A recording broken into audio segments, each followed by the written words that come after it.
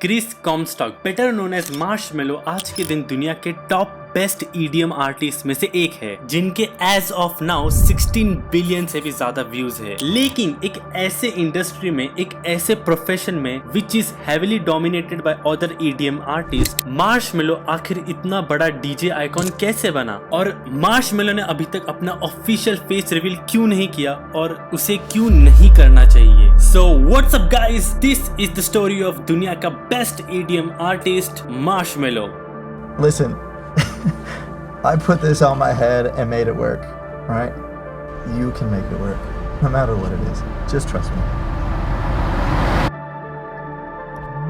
19 मई 1992 Philadelphia USA में Chris कॉमस्टॉक का जन्म होता है। क्रिस को 13-14 साल की उम्र से ही बीट्स का ऑब्सेशन था।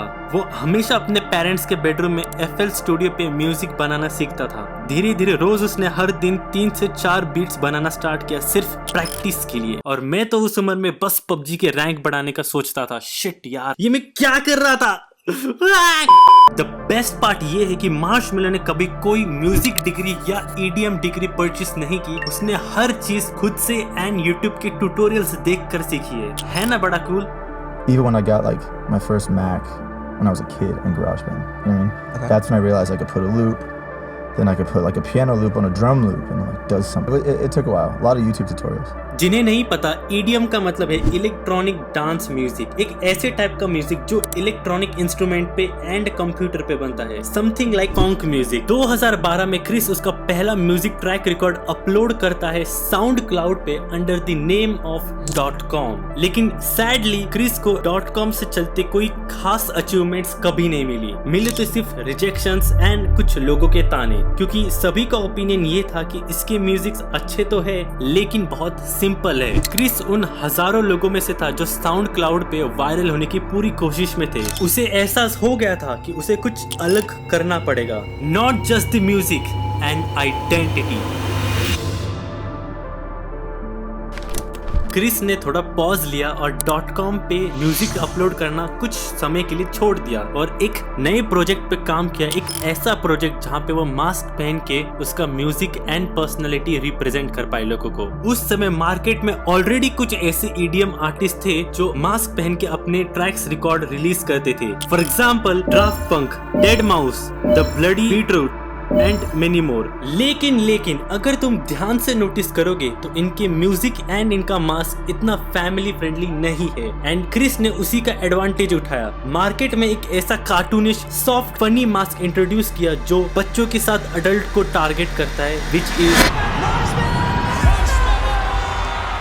acclaimed producer and DJ. You could tell right away. I was like, this guy's been around for a while. Listening to Marshmello just made me happy and forget about my pain. He is like an icon now. It's not just Marshmello, it's the whole fan base, the music, the show. At the end of the day, anybody can be Marshmello. I think that's what makes this bigger than music. Marshmello उसके बाद उसका first on camera track release करता है Trap Nation पे, keep it mellow, जो कि काफी successful रहा। देन क्रिस ईस्ट कोस्ट छोड़कर उसका नया स्टूडियो एक अलग जगह पे शिफ्ट कर देता है। क्रिस को बहुत अकेलापन महसूस होता है क्योंकि उसकी फ्रेंड्स अलग जगह पे रहते थे और वो अब अलग जगह पे रहता है। एंड एट दैट मोमेंट उसे अलोन म्यूजिक का एक आइडिया आता है जिसे वो सिर्फ 4 घंटे में बनाकर रिलीज कर देता है and as of now alone पे 2.4 बिलियन से भी ज्यादा व्यूज है। मार्शमेलो की ये न्यू आइडेंटिटी काफी वायरल होने लगी। देन क्रिस ने उसके ब्रांड को और इनहेंस किया, like cooking with Marshmello, gaming with Marshmello and country tours. And guess करो मार्शमेलो की सबसे फेवरेट कंट्री कौन सी है? It's India.